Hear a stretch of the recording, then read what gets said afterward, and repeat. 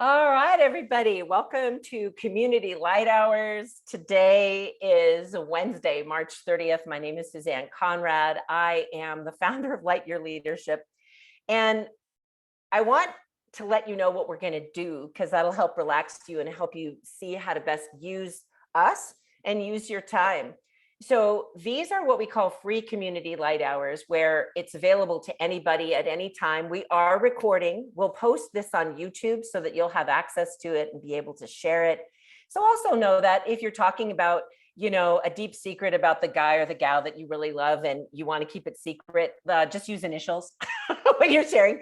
But the way that we share and the way that we work, it's very likely that all of you will feel comfortable talking about the things that we're talking about. So the way Light Hours works, whether it's in the community or in our membership on our platform, is that myself and another Lightyear leader usually introduce a topic and talk for anywhere from 15 maybe to 18 minutes about something that could be of deep interest to you. And then we open it up to the community and actually coach and work with people with issues that they're facing. And then the third of this call we'll reserve for questions and answers about how the Lightyear community works, how it could support you in taking your next step. We'll also talk to you about the coach training program that we'll be launching just right before Earth Day, April 20th of 2022, and just all that kind of great stuff. So that's what we're going to do. Okay. Now, let's see, anything else about the rules of the road? It's a free will planet. So you're here as my guest, and I just love that you're here. And I want to make a difference in your life today. So I'm going to talk about real stuff. Okay.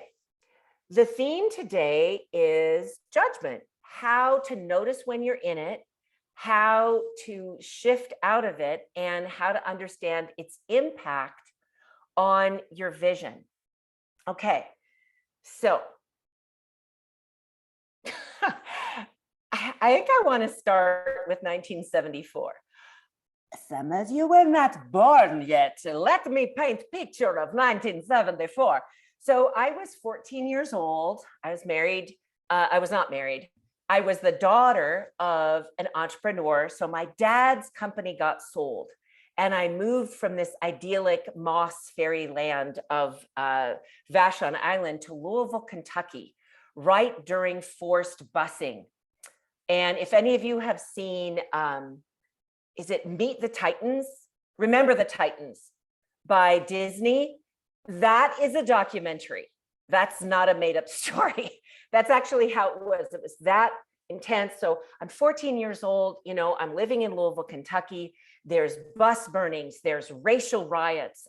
This is well after the Civil Rights Act is passed, but it's just still going on, and it's super intense. And I'm in this formative part of my life. And I write about this in my book, but basically before I had the understanding of judgment, I thought it was cool and normal to judge the haters. I was like, oh my God, these people are racist. I can't stand them. That's kind of all I had at 14. Anybody remember your 14-year-old self? So this gives a really clear picture, because what happens with judgment is all it needs to do is irritate you, annoy you, reactivate you enough to judge someone else or something else. And then my teacher, Dorothy Espio, that I met later in my 30s, did not meet her when I was 14 in Louisville, Kentucky. She would say, what you judge, you become. So you want to be able to, instead of to judge, to discern. So we're going to talk today about the difference between judgment and discerning and how to shift. Now, so that's one idea. And I hope you think it's funny, but here's the thing. It's still so relevant. Our world, in my view, is pretty darn reactivating. It's pretty easy to judge other people and ourselves. It's very easy for me. So one of the things I do is I attempt to notice using my body sensations when I'm beginning to judge myself for someone. And David has probably seen me demonstrate this at different classes, but others of you haven't. When I'm about to judge someone, typically my shoulders roll and my chin juts out because I'm looking for someone. I'm looking for someone to blame, to accuse, to dump on. Yeah, I think that's an honest word. Susanne Conrad, founder of Lightyear, she dumps. Yeah, well, so this is what we call self-leadership, being able to notice when that's about to happen. And then I can even start to judge myself for judging, like, wait, oh man, I know better. So for me, that's why we call Lightyear, that's why we talk about it as, you know, the only comprehensive leadership curriculum that integrates practical spirituality into the workplace and daily life. So what makes the spirituality of noticing when I'm in judgment and shifting into discernment practical is that I practice it. Okay. So almost every day or more times a day, I have various challenges where I get to practice. How about you? Do you get to practice? I get to practice. It's all around. So, okay. So that's one idea. Being able to notice when we're judging those who judge. This world is filled, Daniel and I and the team are going to be writing another Lightyear principle that I can't wait to get out of my head and out into the world. But it's about the danger of opinions. Your perspectives are valued and needed in the world. Your opinions are like open ions. They're like ionizing radiation. When we expose other people to strong opinions, it can really harm them and leave them doubting themselves. So I'm saying I want to help people have the tools to create a world where each human being has enough self-trust that self-trust can create a flywheel and begin to build so that they can then have the confidence in their own inner knowing and be able to take the actions to activate the wisdom within. So that's a lot. And let's let that rest there for a moment.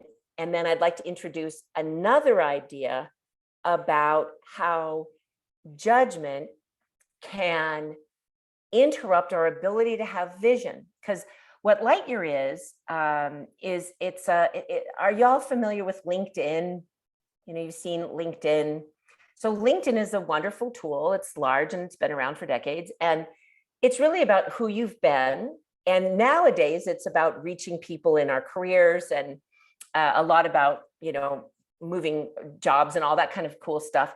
But it's basically about our past, our accreditations, our accomplishments. Lightyear is the other side of time. Lightyear is about your vision, your goals, who you are becoming. So we are here to provide an ad-free environment, free from social media, that allows people to be in a space of becoming. And to be able to have our vision, it's important to be able to release certain judgments of ourselves and other people. Okay, before I go tell you the next important thing about judgment, Daniel, if you could you just chime in a little bit about what you see or experience either for yourself or in the world regarding judgment of others and ourselves and how it can be a block to our life? Well, this is Daniel. hi. Okay, so Sabrina knows Daniel. So I've known Daniel for 12 years. He's an amazing human being. He's a senior Lightyear faculty member. I've traveled to Africa with him. He has led this work in multiple languages and he's so fun. And he's about to say something probably more wise than me. So I'm going to really listen. Okay. Thank you. Well, I was thinking about this before the call and just sitting and kind of settling into the whole concept of judgment and discernment. And what I really got to like right away was that, like you said, like there's opportunities to practice releasing judgment on the daily. And so it's not even about judgment or discernment, like that kind of duality. It's what I found was like, oh, I judge things and there's going to be good information in there, right? Like I kind of feel it in my gut usually when I'm in the judgy mode. Like I feel like that kind of gutted sense, like my stomach's pulling tight. And often that's actually good information that something is either not for me or I should be more aware, like that beware, be aware. And it's about moving through judgment to that more spiritual discernment. And it's not just about one or the other. It's more of like a process or a journey.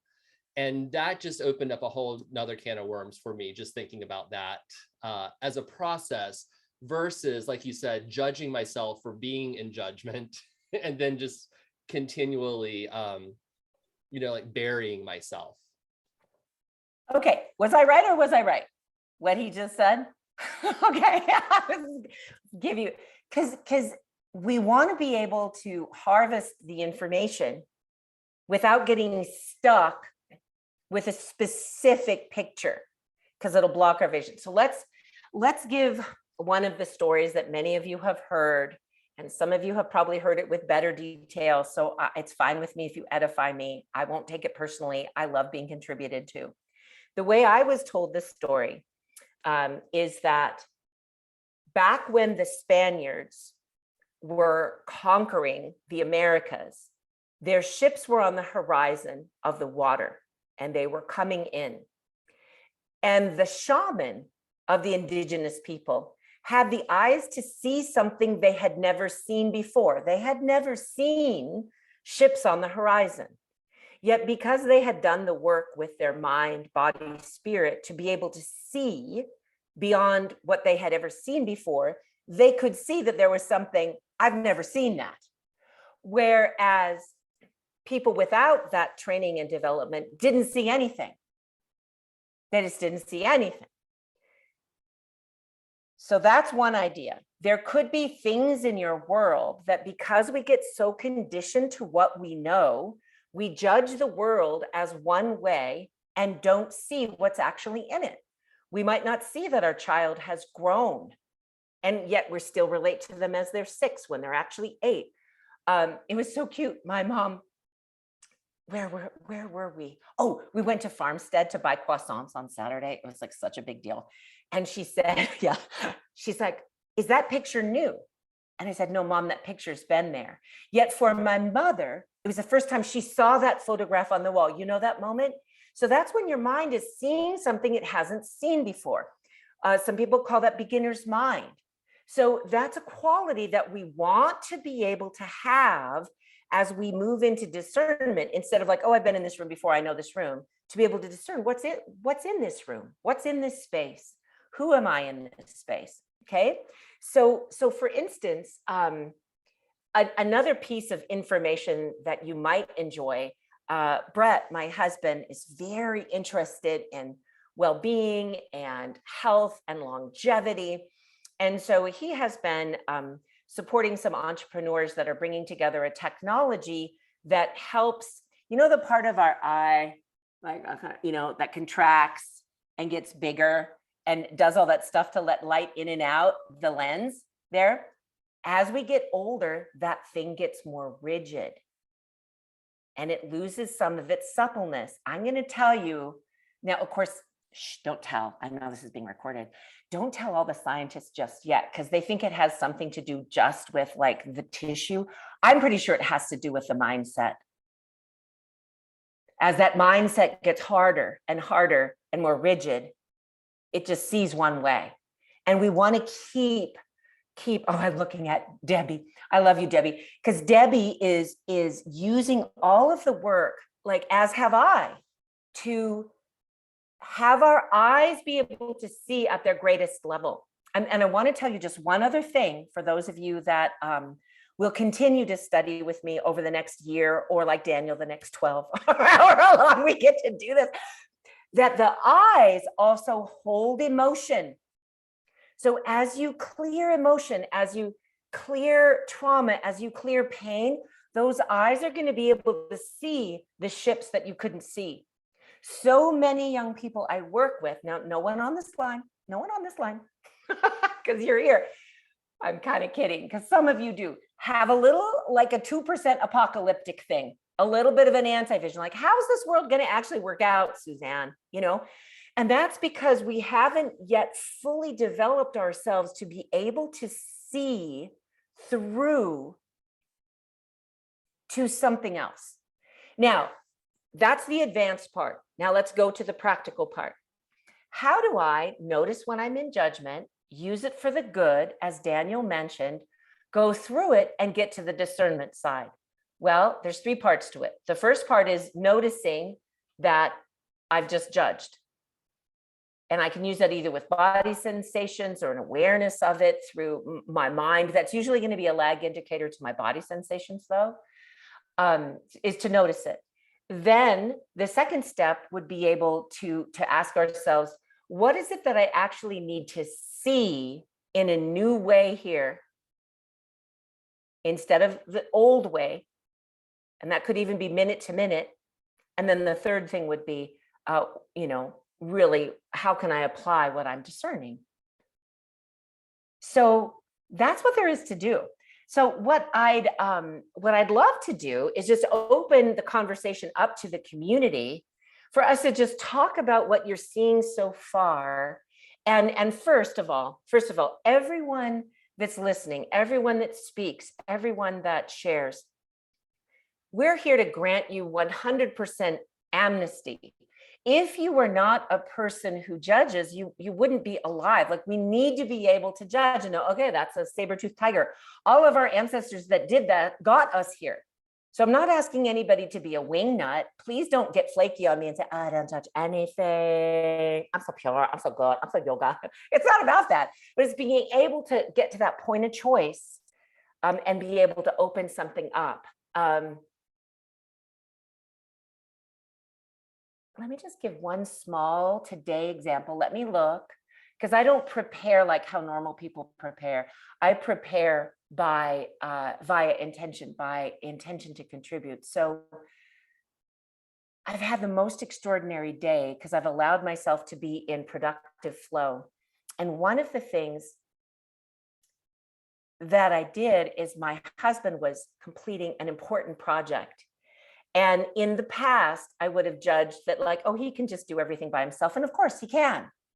Well, one of the things I'm beginning to value is that when he completes something, like, when you, I'll pick up my keyboard, you pick up your keyboard and you push the button on an application or on a request, or you buy something, you're like, oh, I really wanted that. And that really is the perfect thing. And I'm not over consuming, it's correct. And all that, I've used my discernment. Or for him, like, he's sending in this whole form he has to for the government, whatever it is. I started to realize, by discerning instead of judging, like, oh, I'm not that important, he should just do what he does. He loves it when I'm in the room when he pushes the button. Like, I know that's a really little thing, except maybe it's not. Maybe my presence matters. Maybe your presence matters. Maybe there's people in your life that, like, maybe your mom, Kevin, is like, I wish Kevin was in the room when I push that button. I don't know what it is, but see, discernment let me see that. Judgment would have kept me blind. Okay, small thing, big thing. All right, so the way we do it is you can either raise your digital hand or you can just unmute or flag me down. But let's just hear from at least like 3 to 5 people. What are you seeing in this for yourself? How could it apply and open things up for you as we step really fully into spring? We're springing into spring. Yeah.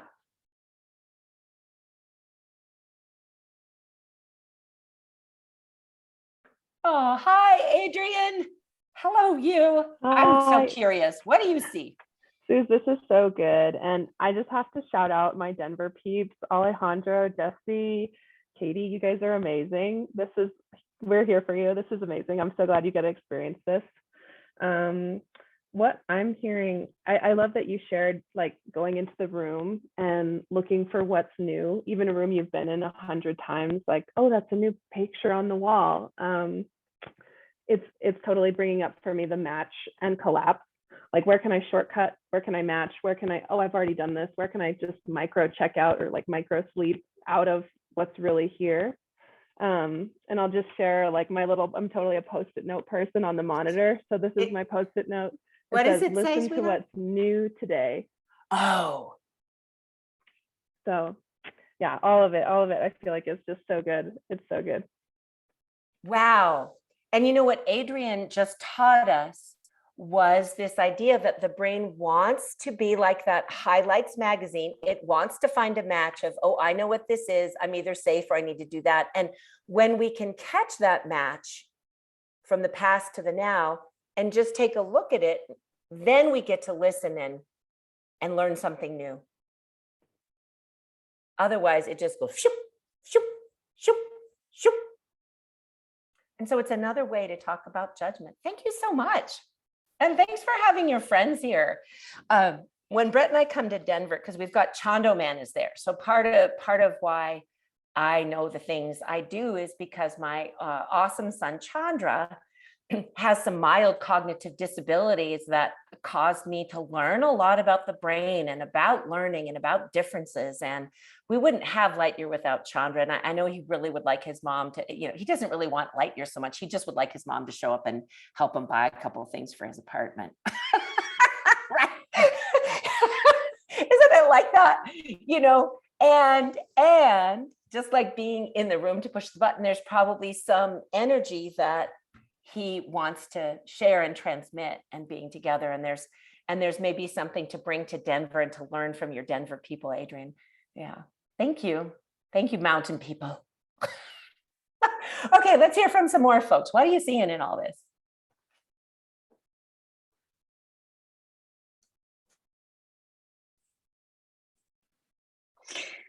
Yeah. Okay. Tiffany, hi. Hi. So I was asked recently by my son. I have two teenagers, and I was asked recently to participate and volunteer at my son's school. And having kids can really trigger a lot of things because other parents say things to you, very unwelcome advice all the time. But volunteering puts me in I'm sweating right now thinking about it, actually, because I'm always the hippie mom. I'm the anti-helicopter mom. I'm the mom that's like, let them do, I'm creating independent kids. And I tend to be around a lot of other moms who are making individualized snacks for 20 kids and, doing their homework for them and things like that. So I volunteered, and I'm like loving it, and I'm enjoying every second of it. I'm so happy to be there. I cleared my whole work day at the last minute, and I was like, it's not important. This is the most important thing in my life today. Right now, I'm here 100%. Don't even look at my phone. So another mom just, confronts me right here face to face. And it was just all of those triggering things like, well, did you do this? Have you picked out a college? Have you taken him to all the trips? Have you done this? Well, why haven't you done this? Have you done the individualized snacks for all the 50 children that are here? And did you do that? And all these things. And I mean, it was just like, I was just like, I'm like, again, I'm starting to sweat. And I was just like, oh, what? I was hyperventilating. And then I heard myself starting to go, the judgment on her, like looking at her and seeing all that. And I caught myself just thinking, this, just like Daniel said, thank you, Daniel, so much. I wrote this, what you said down. This is good information for me. What is this telling me right now? What do I need to see in this? What do I need to see about myself? What do I need to get out of this? How do I move through this? And I have been processing that whole event for 48 hours now. And it may, if you haven't had this experience, it may not seem like much, but it's just really reflecting on who you are as a person and not being in that judgment, because I respect this mother. I'm sure she's a lovely, I don't know her really. I mean, sure, she's lovely. I don't know anything about her, but it's not for me. This was all about me. This was not about her. And just kind of thinking about, I need to get out of this what I need to get out of this. This isn't about any of that. Am I feeling insecure? Am I judging myself for not being who I think I should be? And why am I feeling that way? And all of those things. So anyway, I'm just very present to all of those feelings. And This is awesome. Thinking about this.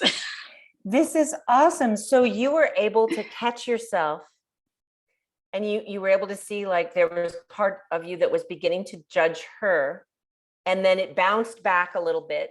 See, what we judge, we become, and then it bounced back. The echo off of it, it sounds like maybe was like a self-doubt or a something. Yes, Okay, well, exactly. Well, for fun and 500,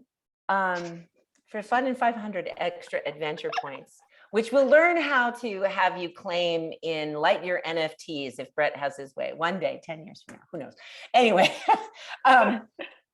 what is the information that's there for you that we could uncover?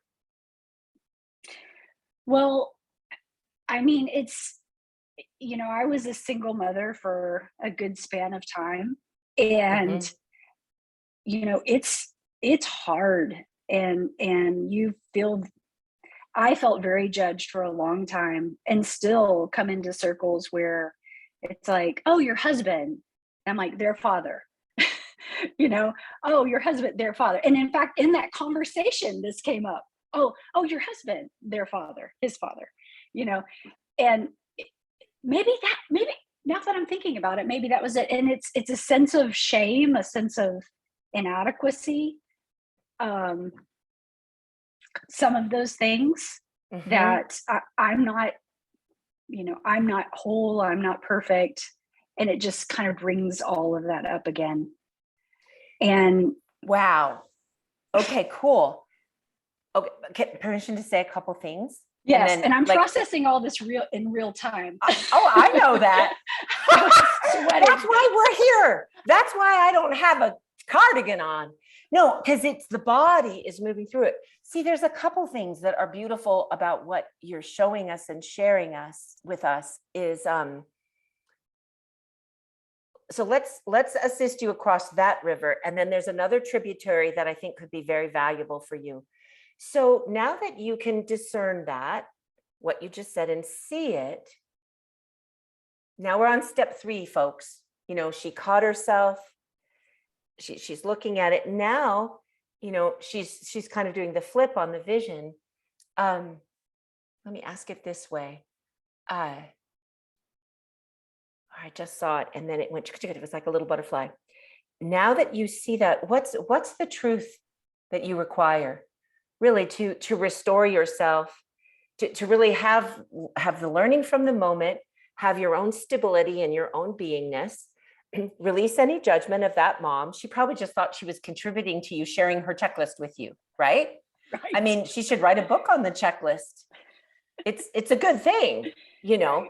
But so what is the truth, or at least one of them? And at every level, there's a higher truth and a higher intelligence. And for today, what do you see is a truth for you that's going to have you just be so happy?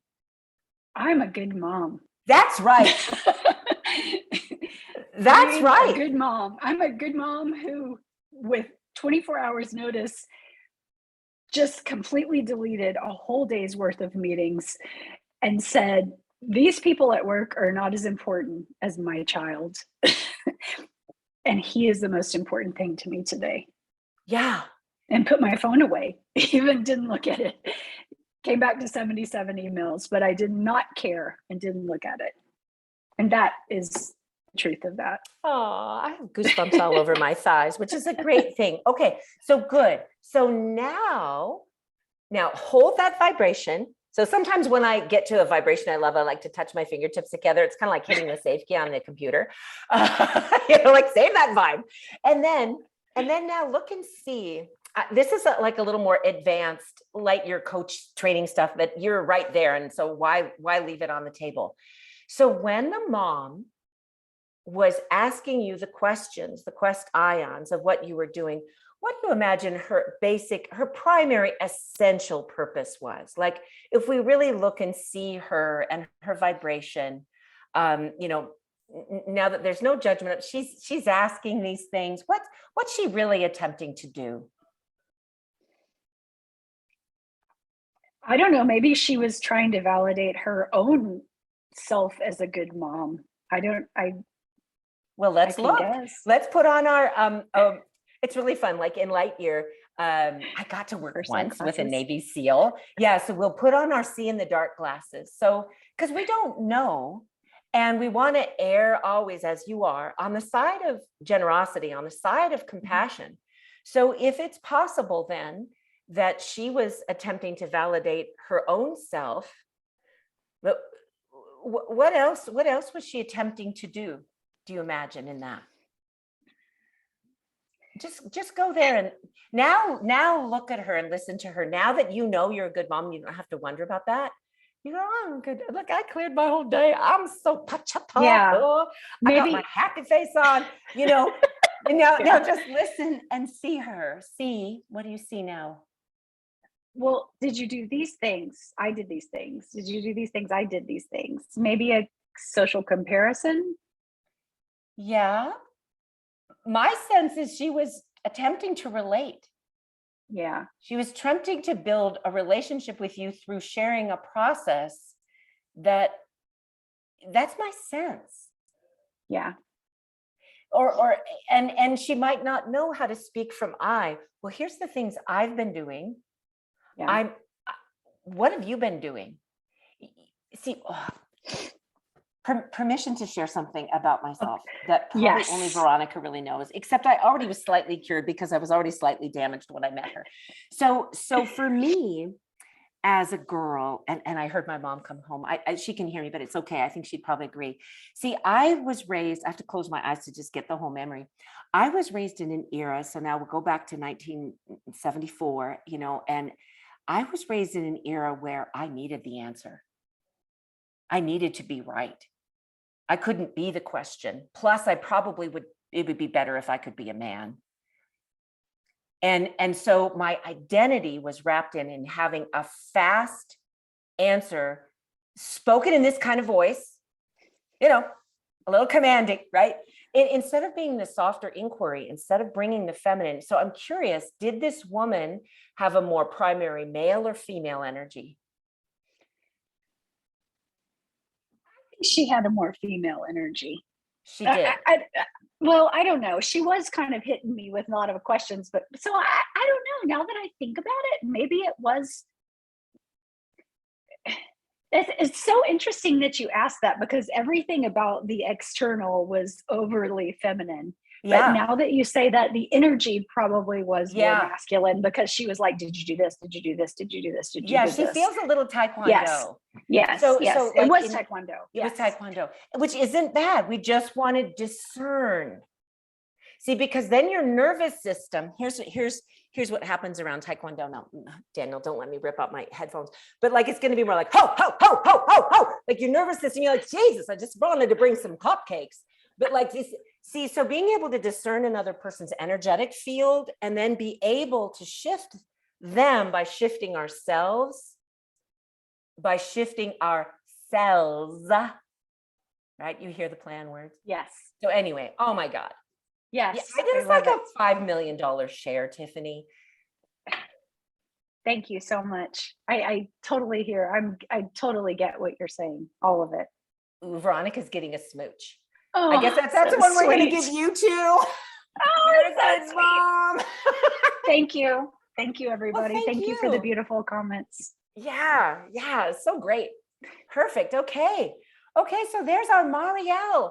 I think I saw you at the gym, and now you're in an art gallery. Oh my goodness, she's so omnipresent. Okay, what are you seeing, Marielle? I'm seeing where I was in Judgement this morning. Oh, good job. Oh, right. And so I had left some stuff at a friend's house, and they were going to mail it to me. Not a big deal, right? And they forgot to mail it last week. And so they let me know last night, oh, by the way, I forgot.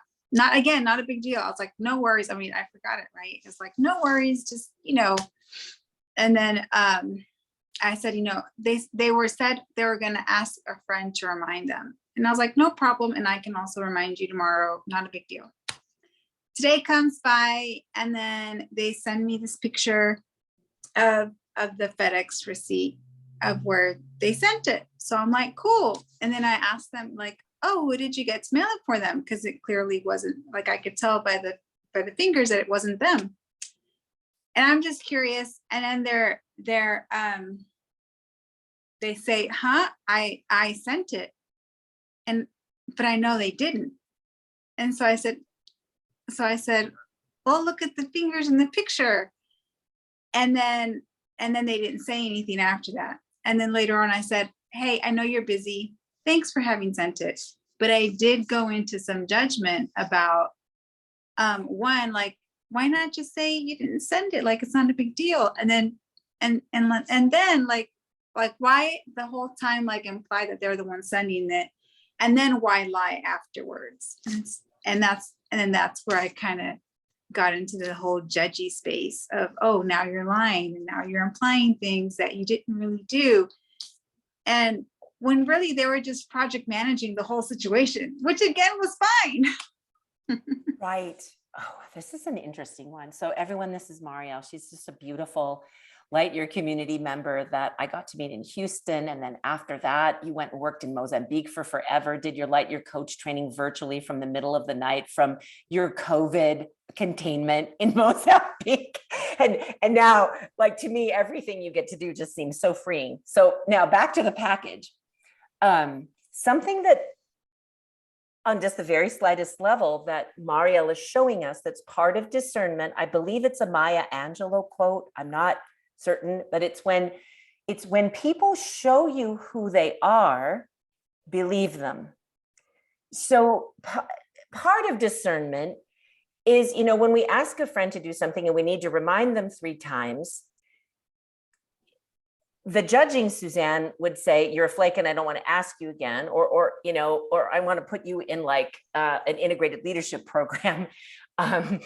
Or it could be, I need to, this is me speaking, Maria, I need to tell the truth to myself. Like Daniel said, it's valuable information that this is like a stretch for the person, or maybe they're a person that doesn't say no to me. And then they get in resistance about doing it. So it's just a really neat example because there's probably some information there, maybe about the person that is important for you to know now that you can not judge it, but just see what's happening. So what's your sense? God bless. Yeah, we shall drink a little water. My first sense was, Look at the water she's got. That's the way to hydrate, girl. he's bigger, a Texan who's silent. So my first sense is like, one, they're committed to helping me get my stuff over. Yes. Right. And like, to me, it wasn't a big deal. Like, I forgot the stuff, like, totally, like, they're doing me a favor by shipping it over. So they're committed to getting me the stuff. I didn't give them a buy when or anything like that, because I know that they have a full life. And but I did see that there is some hiding there. Mm-hmm. Like they're hiding some truths that, I mean, in my perspective, don't need to be hidden. Like, so big deal, you got a friend to take the package. Like, yeah. I mean, the point was to get the package, and they did it. So good job. But they felt like a need to hide. Yeah. And that's neat to know, because it might be something to just know and to hold very lightly, to hold lightly, whereas a judgment would be a grip. Okay, good. Yeah. Gosh. Let me just say one more thing about it, Kelly, and then we'll kind of come right to you, because I can see you've got a piece too. I just want to give this picture to people. Yesterday, I got my teeth cleaned. And when you go to the when you go to the dental hygienist, you really need to listen, right? Because you're not really going to be talking a lot. You're getting your teeth cleaned. And so she was sharing with me about dental hygiene school and how they taught them to hold the instruments loosely so that they didn't ever develop carpal tunnel, and so that they had more flexibility in their hands. And then she said also they would come around like behind their back and see if they could grab them out of their hands. And she also then, of course, shared with me that she was traumatized by dental hygiene school.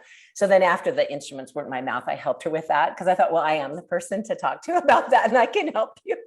But I love that metaphor of like, when we're doing important, delicate work, there's a way to hold it, but hold it loosely. It lets us see. Anyway, I just love you. Thanks, Tiffany, for sharing. Thanks, Marielle, for sharing. It's very different and it helps us all see. Okay. Okay, Kelly. Hi. Hi, it's been a minute. How are Hi. you? Really good. It's so nice to see you. What a beautiful place too. And look, look, you guys, if I say that, I don't want it to be like, oh, she's going to judge my space. It's like, oh, that's pretty. You It's know. okay. I get paid to make that part look good. I can move my camera if anyone wants to feel better. Okay. So Marielle, I don't know you, and certainly I'm not going to weigh in with an opinion, but thank you for sharing. I just felt like that was such a common thing. And your example was just one way, but we all have pretty much daily experiences like that. So for brevity's sake, if it's okay, can I kind of run with my question as applied to you? Yeah, that's what we're here for. Knowing that it could be any of ours, right? Yeah. So I was curious about, I really like the idea of holding it loosely and really staying out of like judge and jury, right? Mm-hmm.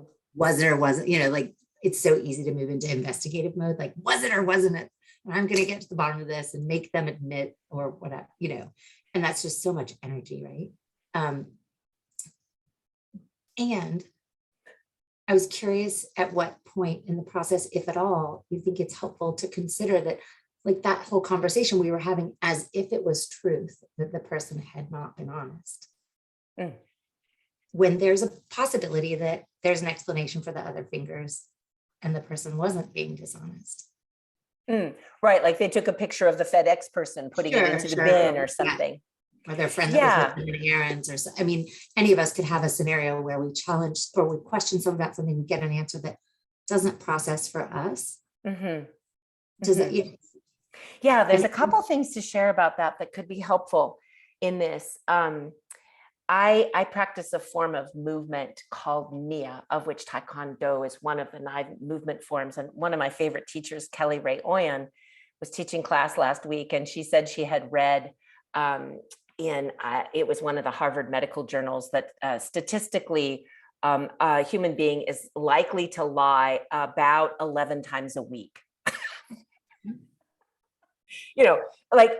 So I thought, well, that's an interesting like fact, maybe, but it lets us know that there's a picture that I have in my mind of how I ought to behave and then how I actually do. And all of that in there could be considered a lie. So I offer that, Kelly, and that what happens for us as little tiny children is when someone says something and their energetic field isn't aligned with what they say, like, I love you. Mm-hmm. And it actually is like a manipulation. Mm-hmm. Then the child is not getting like the correct information mm-hmm. for the energy. And it's very confusing. And it's what leads to the challenges that we have in our rather polarized communication society today, I offer. Mm-hmm. So anytime that I can stay in inquiry with someone and leave the judging to a higher source, I attempt to do that. Now, I'm not quite sure if I'm fully answering your question, but there will be times where I'll ask people to account or ask them to have me account for something and go, wow, I didn't do what I said.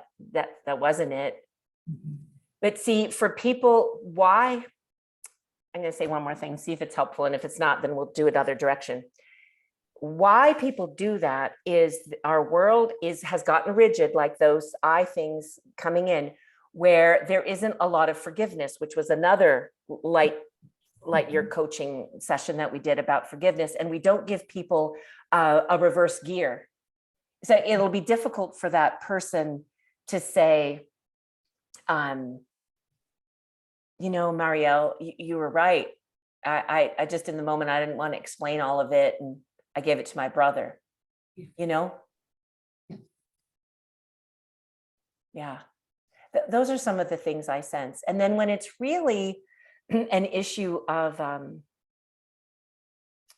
crime solving and prosecution and collecting evidence in that way, like any of you that actually personally know detectives, they stay in discernment 100%.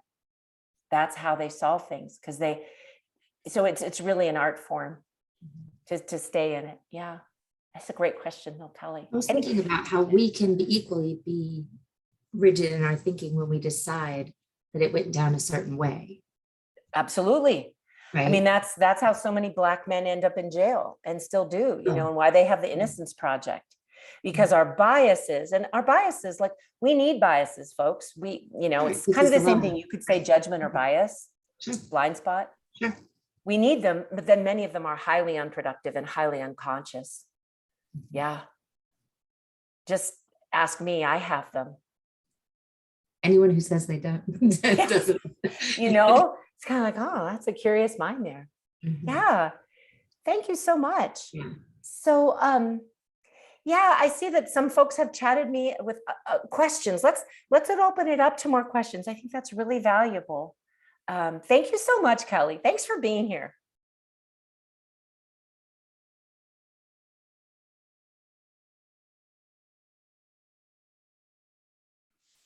Hi, I have a quick question.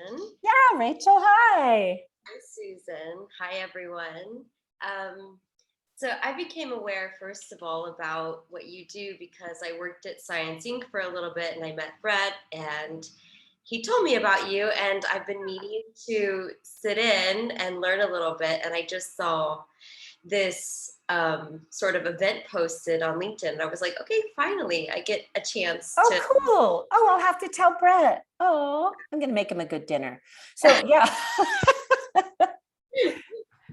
So I was just wondering, and I wanted to pick your brain a little bit about, I guess, the relationship of judgment and competition, especially for like young professionals and being on sites like LinkedIn and working, not working, and being judged all the time, like if our skills are better than others, and then coming into these environments where a lot changed today, where it's like you feel really replaceable. I don't know how much of that a lot of the times comes from like this, just navigating this new space of this like new job market, or it's like I need to cool off on like judging. Okay, that's a great community question. I'm going to respond, and there may be some things that others have to see, but just having, been in the workplace for, 30 plus years,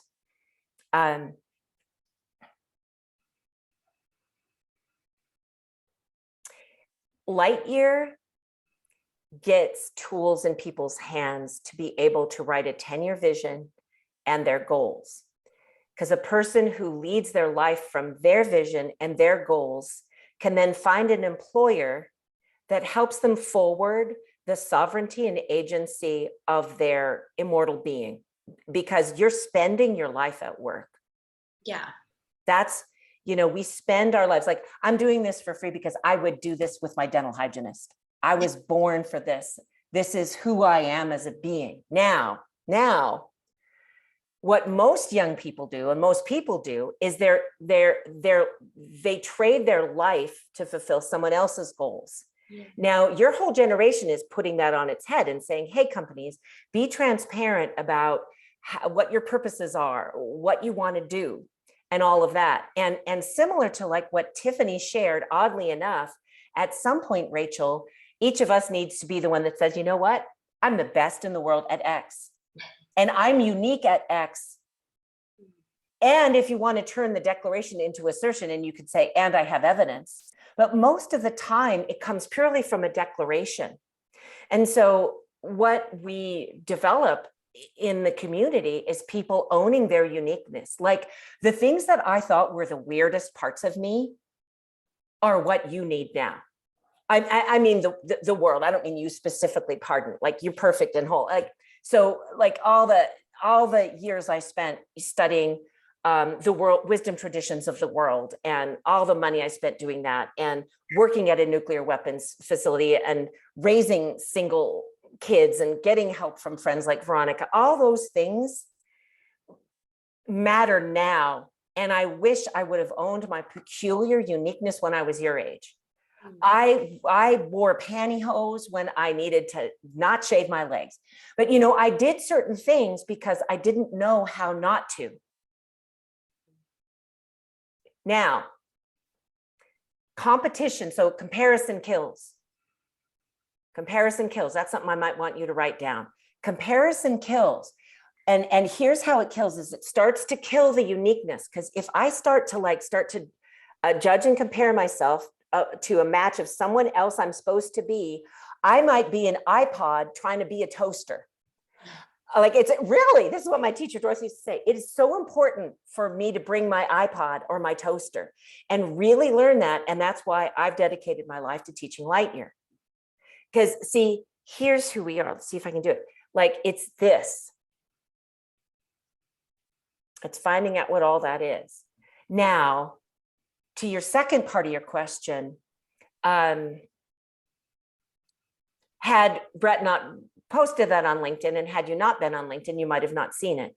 So we owe a world of thanks to, you know, I get presents from Jeff Bezos almost every day. I owe a world of thanks to Amazon. Like, Jeff is always sending me presents.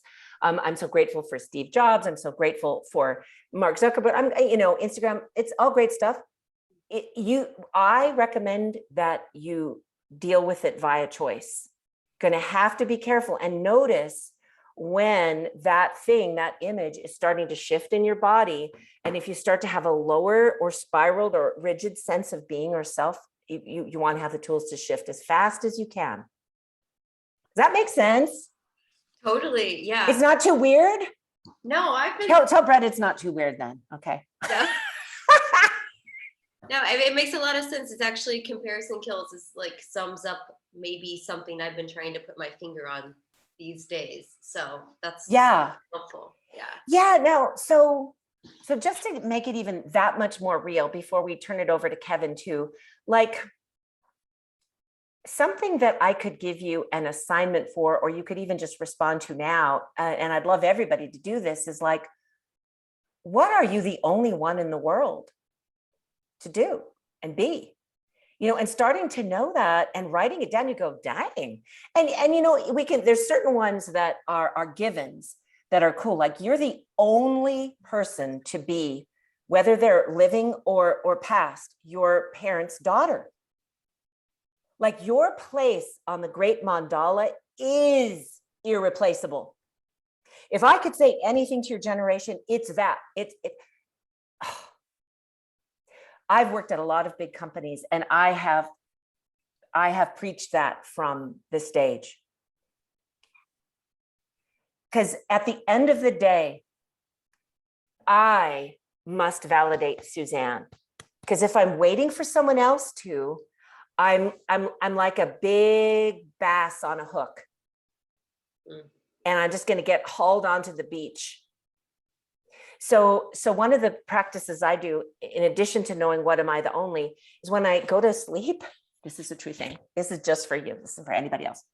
I thank myself for the things that only I know that I did. Because otherwise I'll start to build up this thing where I get pissed at Brett for not noticing everything I did for him, or my mom, or you guys even, you know, do you know what I mean? Because I like myself when I feel appreciative and loved. And I learned I need to do that and not wait. And then when people meet me, they think, oh, she's so happy and self-confident. It's not because of external achievements. It's because of this compounded spiritual practice of self-recognition and appreciation. And then people are like, yeah, I want to clean her mouth again. Like, you know, do you know? Anyway, I just love that you came. I just think that's the most intelligent question. Well, thank you so much. I really appreciate you taking the time to answer it. I've got a lot of things to chew on. Yeah. Well, and this whole community of Lightyear and what we do every week. I mean, you wait till you meet the people. They're pretty darn amazing. So, okay, cool. Well, so right now we're going to drum roll. We're going to meet Kevin from Colorado. He's got his hand up. What do you got, Kevin? I love this. I just want to start with I that. love having you here. I love seeing all the Colorado homies as well. It's very excellent. I know the Colorado friends. I know it seems like a cult. It's not. They're just really nice and helpful people. The content is good. I swear. Just stay with it. Stay with it. It's good. It's good. I swear. I swear. Oh God.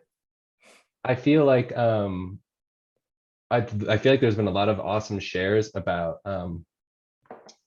like external judgment, but I feel like my biggest problem is internal judgment.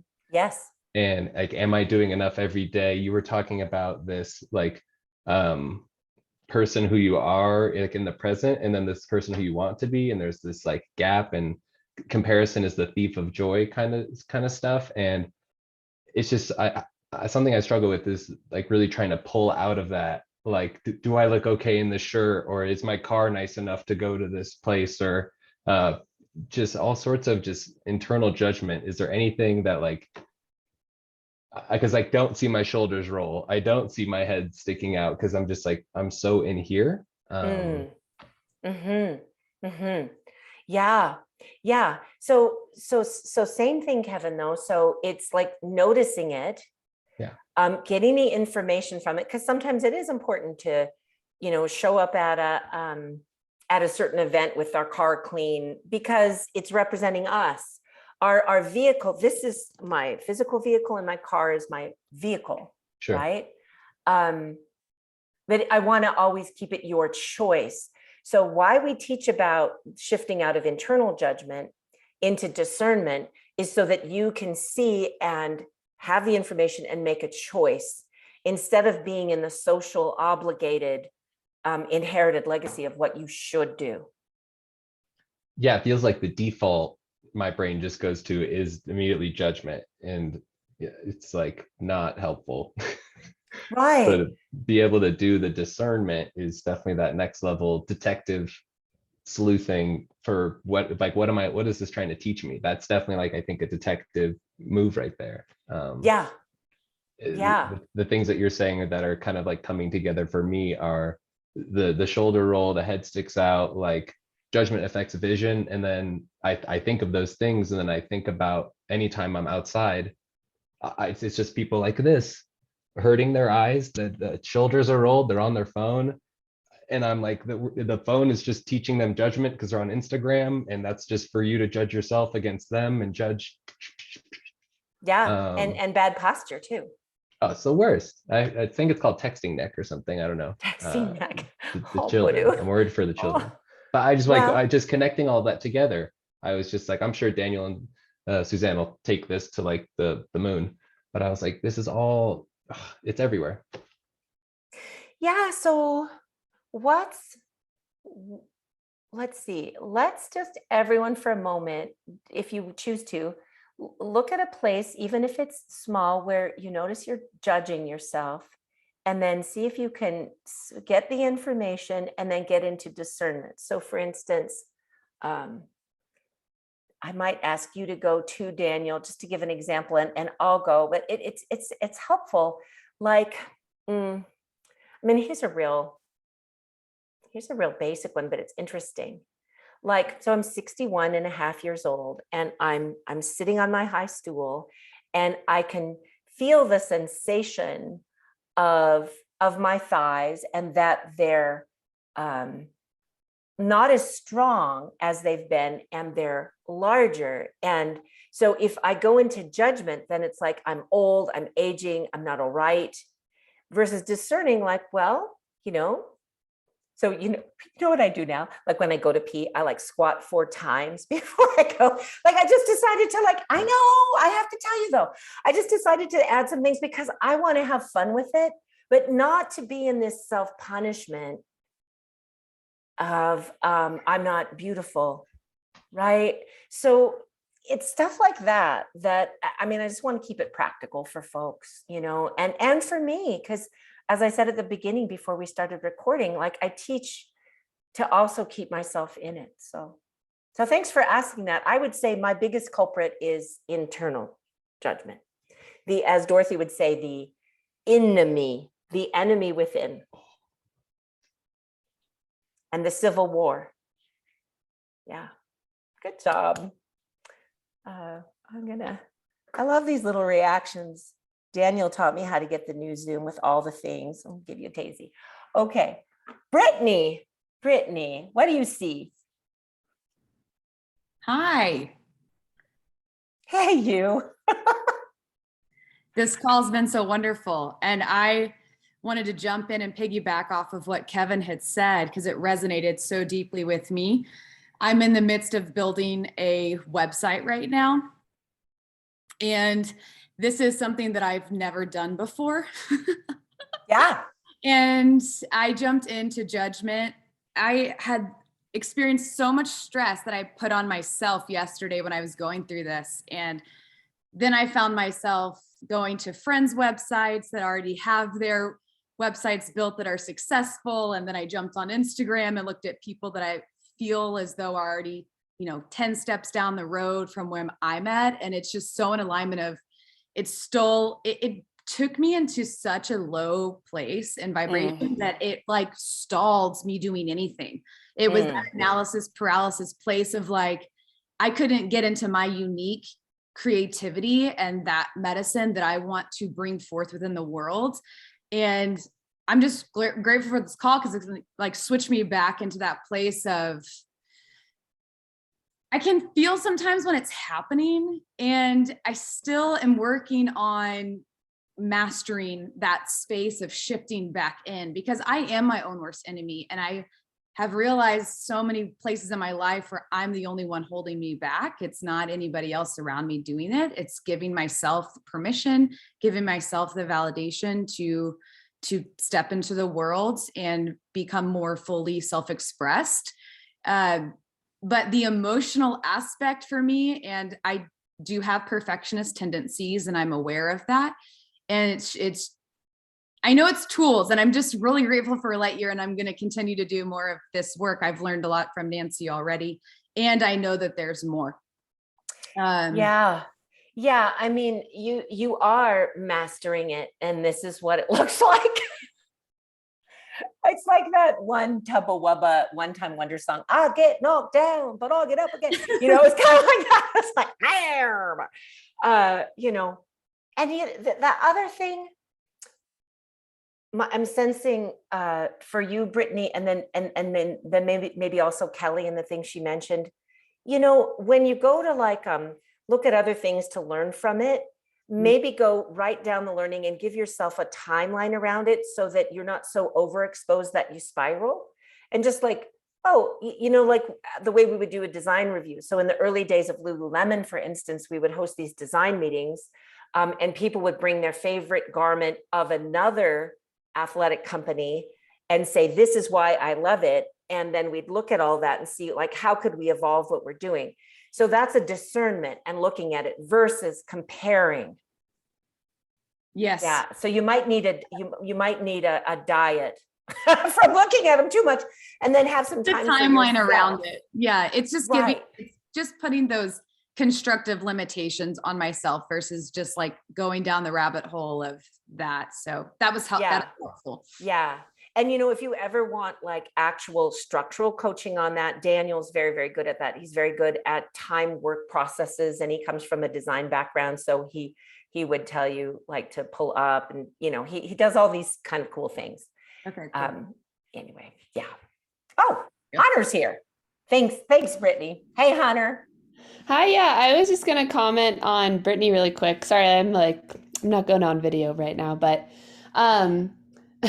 what I wanted to say too, that I see in that's kind of touching on a lot of things people have talked about, is where comparison, there's like I don't want to say good comparison because that's not the word, but it's when we draw inspiration, like how Brittany was looking at other websites and learning versus comparing. And I think our culture has become so much more focused around like, oh, I'm not there yet, instead of like, oh, there's some interesting things here I can learn.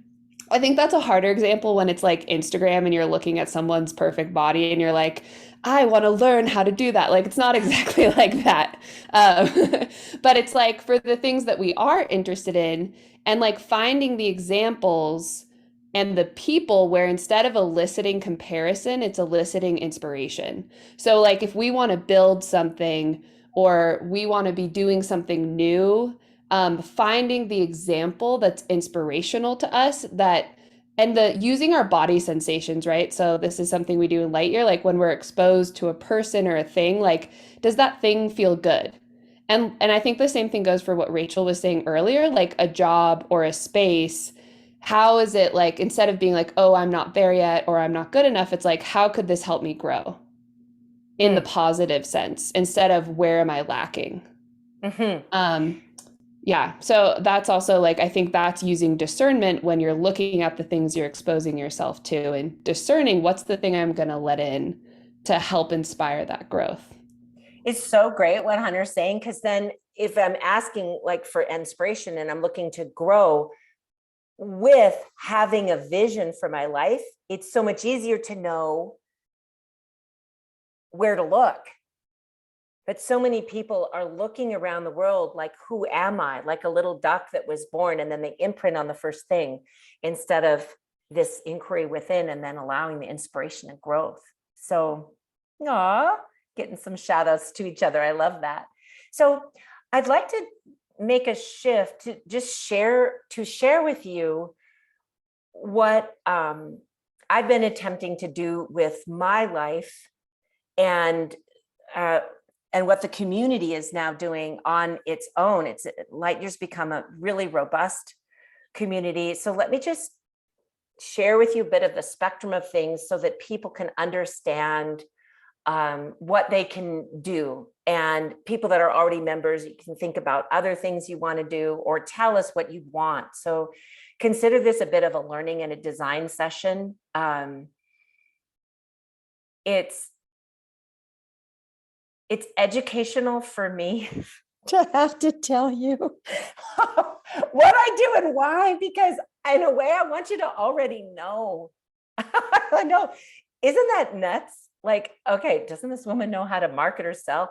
I just want to be able to like, let my forehead lean on your forehead and have you go, oh, I see, but it isn't quite like that. That was, yeah, so here, Daniel's going to have another perspective than me as the founder, but let me just tell you a couple things. Like all the years that I have coached people all over the world in their vision and goals and in leadership, I wanted them to meet each other. I wanted them to know each other and wanted them to have a place. I don't want to call it safe. I wanted them to have an ad-free space. I wanted them to have a clean space. Lightyear's completely safe. It's just that word gets so overused. There's really nothing about me that's safe. I'm lovingly confronting. I'm disruptive compassion, like my friend Eric. I love that word. I'm here to like shake the cougars off of you. So some people don't consider that safe. Like, I'm going to take 20 years to help you get where you want. No, you can have it now. So anyway, I saw at some point in my career, I need to build a digital platform. And of course, like what Brittany said, I didn't know how to do that. So I got help. And most of the things we do, we don't know how to do because we've never done them because we're growing and learning and we're inspired. So back in, it took me about 5 years to design what we were doing. It was incubating in my mind. We didn't launch Lightyear until October of 2018. And it's designed so that people can find each other and support each other in their vision and goals. And so it looks a bit like this, if you haven't seen it or been on it. So this is me logged in. Like here, I get to see the classes that I'm teaching. These are just new ones we just built. So they show up on my dashboard. I could write a post. Here's Hunter inviting people to goal coaching hours. We do light hours every Monday. This is what we're doing right now. Catherine Smith is doing a workshop here that people can register for to learn how to use their language. And then if I go here to view my future, this is where you can see my vision statement, my legacy statement. You can see my personal, my health, my career goals. You can I can download this as a PDF if I want to talk with other people. I can see notifications of, oh, look, Casey has completed a goal. So is Angie and Kelly. And I could go look at that and congratulate them. So essentially, it's also a portal to all the courses that I can take and lead. So there's a number of different ones here. All of these, just my dashboard's probably a little bit busier than other people because there's a lot of things that I'm teaching. But it lets you know where you are in your completion of it. And what the team has been doing, and Hunter in particular, is helping Lightyear have its own personality and its own being so it can support you. Because sometimes you don't want to hear from your mom or me or Daniel. You might want to just have Lightyear say, go, Brittany. Because if she puts her goal about finishing her website on Lightyear, it'll remind her as that time comes closer. It's there. You know, there's lots more things we could build. But anyway, so a person can do everything from study with me for their whole life. So there's some people that do that, to being a member and participating in all the different things that we do. And what's coming up in April 20th, I'm doing something I've never done before, which I mostly always do, is things I've never done before. I'm teaching a 10-week immersion in redefining success, where we'll be looking at all these issues of perfectionism, judgment, through the lens of redefining success, building our vision, our goals, and then also doing all of the ways to bring them to fruition through the 5 cycles of success. So it's going to be Wednesday nights from 4 to 5:30 Pacific Standard Time. So if you're on the East Coast, that's 7 to 8:30. And we did that so that people who are working can participate, and also people who have their employers pay for them to do this kind of training. And this is the future of work. I've been the future of work my whole life. I'm just going to say that. Work is, the future of work is employers will no longer be able to be employers in the old-fashioned way. Because so many, oh God, I'm going to talk too much. I do want to tell you this. So many of the inherited legacies around work actually come from feudalism, which is about a breath away from slavery. So all of that's being reinvented now as we're unlocking all the different stuff around BIPOC issues. The whole world is getting liberated from some of the inherited legacies. And I'm going to tell you what, I've been using the word self-leadership for 20 years. Now you'll start to see it in Harvard. You'll start to see it like, okay, why? Because people had to sit in their apartment by themselves for 2 years and try to find a dog while they worked by themselves on Zoom. That's self-leadership. People had to deal with, or the mom who had 2 little tiny babies and she's nursing and at the board meeting and her mom is coming in and dropping off a casserole. We don't hide our personal lives anymore. It's all part of it. It's an integrated reality. So, you know, I've just been ahead, and I studied with a woman who's been ahead.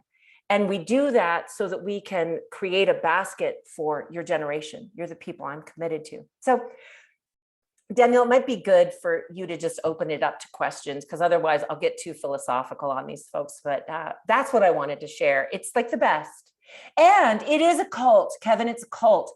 A cult is a culture. It's a culture, people. Redefine the word cult. And if anybody ever says to me, drink the Kool-Aid, I'll tell you that is the kind of cult you don't want to be in. That was an actual person who tricked people into committing suicide. We're here to liberate people from their inherited legacies. It's what I've done my entire life. Yeah. So I want to just make sure people know, you know, we should be aware and discern when people are manipulating us. But the word cult just simply is the root word of culture. And people need culture. They need belonging. They need a language to share. We have the same language for how to build vision and goals in Ethiopia, in Amharic, in Lomwe, in Mozambique, in Portuguese, that we do here in English. So it's a language of possibility. That is the language we teach. Ha, ha. Okay, I'll hush. Daniel, what do you want people to know? Or you can call on people for questions. Yeah, so if there are questions, please, you can raise your hand or ask. Just so some of the other things we're doing and that are coming up. So the immersion starts in April, and that's actually also the first module of the Lightyear Coach Training, which is another thing that you could do to do the deep dive into Lightyear principles and concepts. So you can do just the immersion, or you can take on this 10-month program and become a certified Lightyear coach yourself. I'm going to put some links in the chat, and you'll see those. One of the other things that you can do if you don't know what you would like to do with Lightyear, yet there's this kind of pull to it and you're attracted to it, is you can book a discovery call or an info call with the staff. It's not just for the coach training. We will help you discern, like, is membership right for you? What kinds of things happen there that could support you in your vision and goals? Would a particular program be beneficial? We have a return to some in-person programming coming this summer. So we'll be hybridized both online and in person for several different weekend programs. And really, we're here to help you find your vision and goals and the life that you want to live. So yeah, that's really it.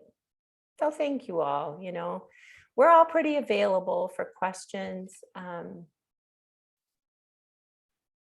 One of the questions I get asked that I feel like I ought to answer is, if I do a program like the Immersion or Lightyear Coach Training, do I have to be a coach? And I want to say no. So the reason we've done the program in modules is, let me just see, like, probably Rachel in her role, she coaches people. Now she's maybe not going to stop traffic and say, hey, I want to do a 5-session program with you on creating your vision and goals. Yet in her day-to-day work, she's likely coaching her peers and her clients and all the different people, because coaching is actually about helping liberate someone else to have their best outcome. So it's very helpful for people in all professional domains. And then, of course, I continue to work, and the team continues to work with lots of corporations. And so we understand a lot about how to activate values and whole person leadership inside larger systems. That's probably one of the things we're best at. Yeah, so, okay. Well, I feel like somebody has the last word, maybe like a song or a phrase or just something to be the, you know, the little delicious thing on the end. So I'd like to offer that. Who's got the last word? Oh, do you, Daniel? Oh, call on Daniel. Oh, okay. So I've been taking notes, because that's what I do, on the different shares and like what I'm getting from this. Because even though I've been leading this work for 12 years, like I get so much from this, like every time. The word is curiosity. And the note I have is, so if we're on this journey from judgment to discernment, curiosity is the catalyst. Like that's the alchemical quality, that curiosity, like what else could this person in my life mean when they're giving me a checklist of things to do for my kids? Like what else could this person I work with really be about? And that curiosity for me is the going to help me get to discernment much faster. It's beautiful, Daniel. Oh, well, we can all unmute and say goodbye. I'm going to just give Daniel like a little shout out there. So curiosity is the word, folks. So go forth into the balance of your week this hump day. And anybody that wants to do another community light hours, I think I'm doing one soon, like in April. And that one will be about fear. Okay, take care, everybody. Thank you so much for being here. Bye, y'all. Thank you. Thanks, David. Thanks, Debbie. Bye. Thanks, Karen. Bye, y'all. Thanks, Suzanne. Oh, it's good to see you.